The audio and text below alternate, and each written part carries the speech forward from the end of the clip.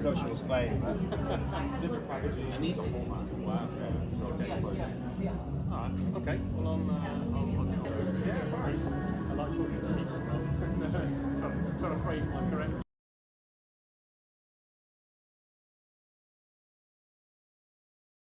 It means that Apple negotiated badly. If right now, if you push the president too much in a negotiation, this is how he reacts, and he goes public and he shames you, and that is not productive. Apple needs to go back and tell the president what he wants to hear, which is in a certain time frame they can move production of iPhones to the United States. It really just is a matter of what is that time frame. Is it 3 years? Is it 5 years? Is it 10 years? And what are the milestones that they can show along the way? Saying, no, we're not going to do it is not an option right now. It's not an option for other countries, and it's not an option for American companies. They need to negotiate, and they need to negotiate in good faith so it doesn't come to this. Well, it just adds to complications for Apple because, of course, Apple has already flagged that it was going to try and move a chunk more production to India because of the threat of tariffs hanging over China. And so by trying to diversify its production base, it was hoping that it could escape more onerous tariffs. But this certainly doesn't give now Apple an exit card, and it overcomplicates the matter. That's why you've seen Apple shares fall back even further. They're down by just under 20% so far this year, underlining the production headache really for Apple going forward. Yes,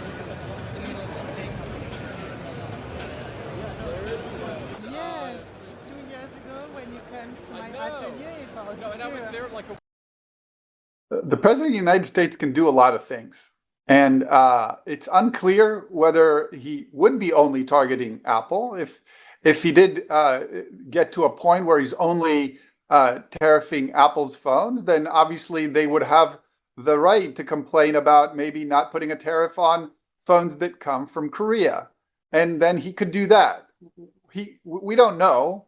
The intention here isn't to target one company. The intention is to bring production of phones to the United States. And it doesn't matter if it's iPhones or Androids. So we don't know what negotiation is with Samsung. That could be happening in the background. And it's possible the president is trying to make these gains with Apple before he approaches Samsung or before his administration requires other handset makers to move the production to the United States. It is part of Trump's modus operandi to single out whether it's countries or, in some cases, companies for specific treatment, but then potentially roll back. He wants all to play along to his tune and his way of thinking. And this is a way of trying to extricate more pledges, I think, from Apple going forward to move more production back to the United States. I kind of wanted to be a one-stop shop for everything about you on the phone, edit on the phone, just a bigger screen, more screen, I would say. Right now, it would be considerably more expensive to make an iPhone in the US.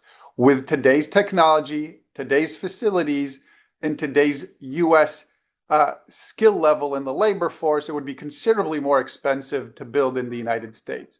Having said that, in the longer time frame, in the 5-year and beyond time frame, that does not need to be the case. Very little of the cost of the phone has to do with the assembly labor.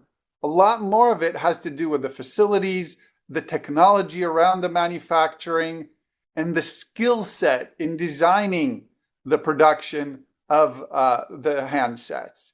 That is what we've outsourced to China, Taiwan, and elsewhere, and that is what is doable to bring in the longer time frame.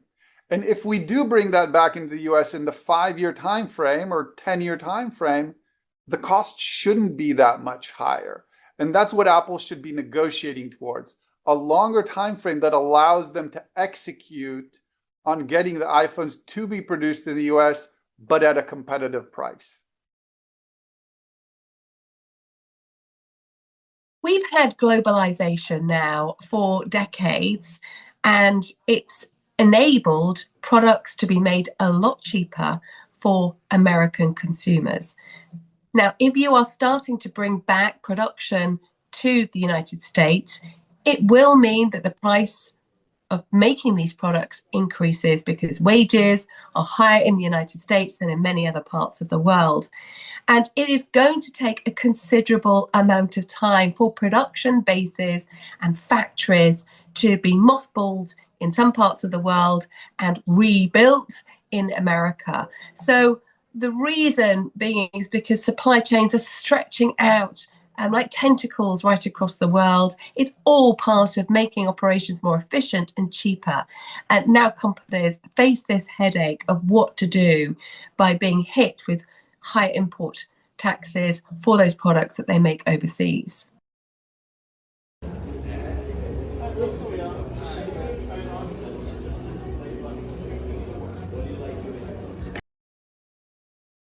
It's an issue right now. It's an issue in the short term. If the company doesn't move in the right direction, it'll be an issue in the long term. If they fight the administration and get to a point where there are 25% tariffs on India and higher tariffs on China, then it'll diminish their margins going forward. But that doesn't need to be the case. If they get the administration what the administration wants, we won't get those 25% tariffs. So they'll be able to continue to build phones in India, ship them to the US without the extra tariffs until they can get production up in the US in a competitive way. So it's really up to them. And the stock is down because Apple's been humbled three ways this week. It was humbled by the progress Google is making and introducing on the Android system. It was humbled by Johnny Ive partnering with OpenAI instead of coming back to Apple. And then it's humbled again by being very publicly shamed by the President of the United States. They need to start avoiding these types of humiliations and start negotiating better.